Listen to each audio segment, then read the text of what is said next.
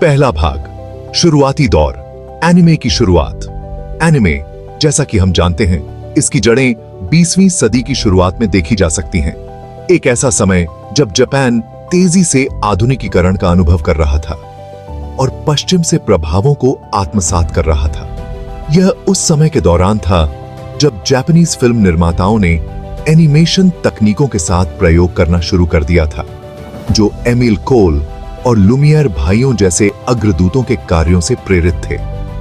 ये शुरुआती animated shots, जिन्हें अक्सर फीचर फिल्मों से पहले या यात्रा शो के हिस्से के रूप में दिखाया जाता था, प्रकृति में अल्प विकसित थे, जिनमें उनके पश्चिमी समकक्षों के परिष्कार और कहानी कहने की क्षमता का अभाव था।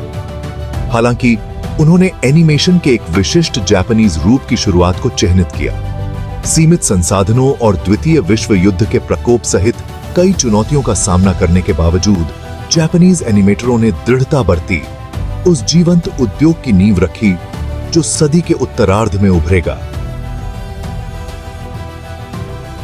दूसरा भाग, युद्ध के बाद का पुनरुत्थान और टेलीविजन का उदय। द्वितीय विश्व युद्ध के बाद के युग में जापानीज एनिमेशन का पुनरुत्थान देखा गया। युद्ध की तबाही जबकि दुखद थी, नवीनीकरण की भावना और पलायनवाद की इच्छा भी लेकर आई, जिसे एनिमेशन पूरी तरह से प्रदान करने के लिए तैयार था। इस अवधि के महत्वपूर्ण व्यक्तियों में से एक ओसामू तेजुका थे, जिन्हें अक्सर मंगा के देवता और एनीमे के जनक के रूप में सम्मानित किया जाता है। तेजुका के अभूतपूर्व काम एस्ट्रो बॉय ने 1952 में एक मंगा श्रृंखला के रूप में शुरुआत की और बाद में 1963 में एक टेलीविजन एनीमे में रूपांतरित किया गया। एस्ट्रो बॉय की सफलता ने न केवल एनीमे शैली के कई सम्मेलनों को स्थापित किया, बल्कि एनिमेशन के लिए एक माध्यम के रूप में टेलीविजन की क्षमता का भी प्रदर्शन किया, जिससे कई अन्य सफल एनीमे श्रृंखलाओं के निर्माण का मार्ग प्रशस्त हुआ। तीसरा भाग, विशालकाय रोबोट, जिन्होंने दुनिया को जीत लिया। 1970 के दशक ने एक नई शैली के उद्भव को चिह्नित किया जो एनीमे का पर्याय बन जाएगा। मेचा, मेजिंगर जी और मोबाइल स्वीट गंडम जैसे शो द्वारा अग्रणी मेचा एनीमे ने अपने विशाल रोबोट, महाकाव्य लड़ाइयों और जटिल कहानियों के साथ दर्शकों की कल्पनाओं को मोहित कर लिया। ये शो उस समय के युवाओं के साथ विशेष रूप से अच्छी तरह से प्रतिध्वनित हुए, जो प्रौद्योगिकी, युद्ध और सामाजिक परिवर्तन के मुद्दों से जूझ रहे थे। मेचा एनीमे ने एक ऐसा लेंस प्रदान किया जिसके माध्यम से इन विषयों का आकर्षक और विचारोत्तेजक तरीके से पता लगाया जा सके।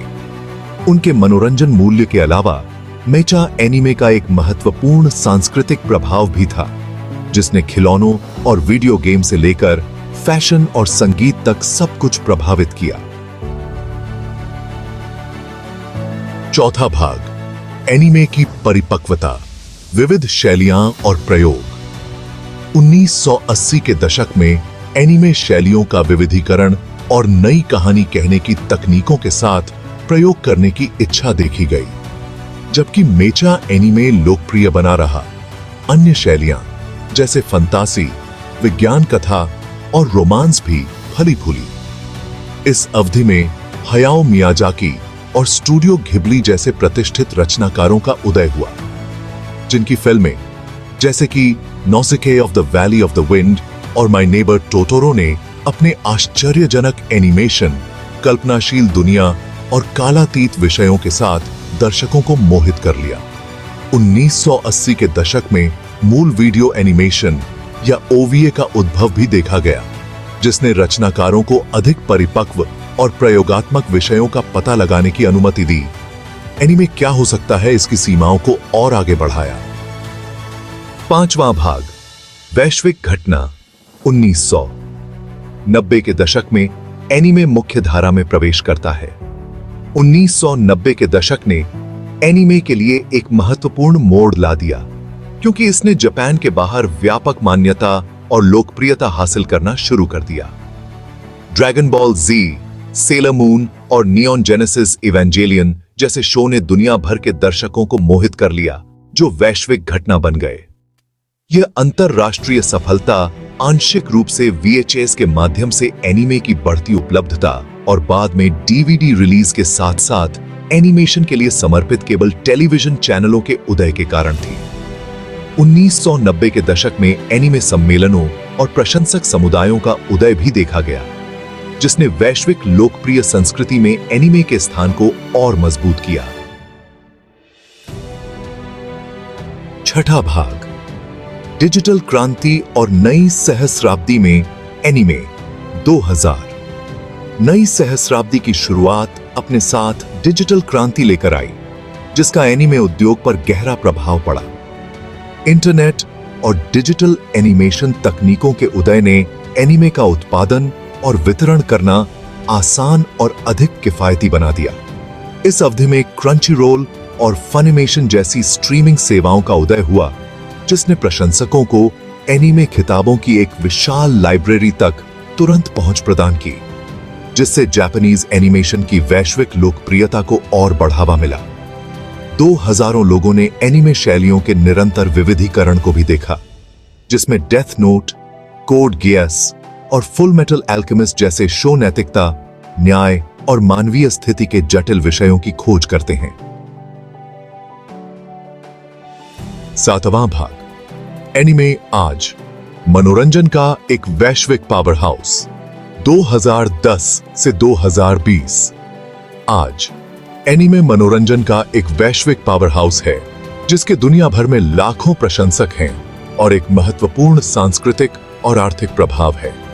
योर नेम और डीमन स्लेयर, मुगन ट्रेन जैसी ब्लॉकबस्टर फिल्मों से लेकर अटैक ऑन टाइटन और जुजुत्सु काइसन जैसी समीक्षकों द्वारा प्रशंसित श्रृंखला तक, एनीमे सभी उम्र के दर्शकों को आकर्षित करता रहता है।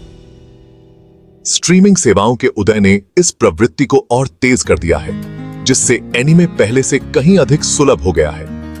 आज प्रशंसक अपने पसंदीदा शो देख सकते हैं और कुछ ही क्लिक के साथ नए शो खोज सकते हैं। एनीमे हॉलीवुड फिल्मों, वीडियो गेम और फैशन सहित मीडिया के अन्य रूपों पर भी एक बड़ा प्रभाव बन गया है। वैश्विक लोकप्रिय संस्कृति पर इसका प्रभाव निर्विवाद है। आठवां भाग, एनीमे का भविष्य, नवाचार, विस्तार और परे। जैसे ही हम भविष्य की ओर देखते हैं, एनीमे उद्योग में मंदी के कोई संकेत नहीं दिखते हैं। प्रौद्योगिकी में प्रगति के साथ हम और भी अधिक नवीन और देखने में आश्चर्यजनक एनीमे प्रस्तुतियों को देखने की उम्मीद कर सकते हैं। एनीमे का वैश्विक विस्तार भी जारी रहने की संभावना है, जिसमें स्ट्रीमिंग सेवाएं दुनिया भर में नए दर्शकों के लिए जापानीज एनिमेशन लाने में महत्वपूर्ण भूमिका निभा रही हैं। एनीमे का भविष्य उज्जवल है, जो रचनात्मकता, नवाचार और कहानी कहने की अनंत संभावनाओं से भरा है। नौवां भाग, निष्कर्ष, जापानीज एनिमेशन की स्थायी अपील। 20वीं शताब्दी की शुरुआत में अपनी विनम्र शुरुआत से लेकर वैश्विक घटना के रूप में अपनी वर्तमान स्थिति तक जापानीज एनिमेशन ने एक लंबा सफर तय किया है। अपने पूरे इतिहास में एनीमे ने बदलते समय को दर्शाया है, जबकि एक कालातीत अपील भी पेश की है, जो सांस्कृतिक सीमाओं को पार करती है। चाहे वह मेचा एनीमे की महाकाव्य लड़ाइयां हों, स्टूडियो घिबली फिल्मों की हार्दिक कहानियां हों, या आधुनिक एनीमे श्रृंखला के विचारोत्तेजक विषय हों, जापानीज एनिमेशन की दुनिया में सभी के लिए कुछ न कुछ है। जब तक कहानियां सुनाई जाती रहेंगी और कल्पनाओं को कैद किया जाता रहेगा, एनीमे आने वाली पीढ़ियों को प्रेरित और मनोरंजक बनाता रहेगा। यहां तक देखने के लिए शुक्रिया। Subscribe for more.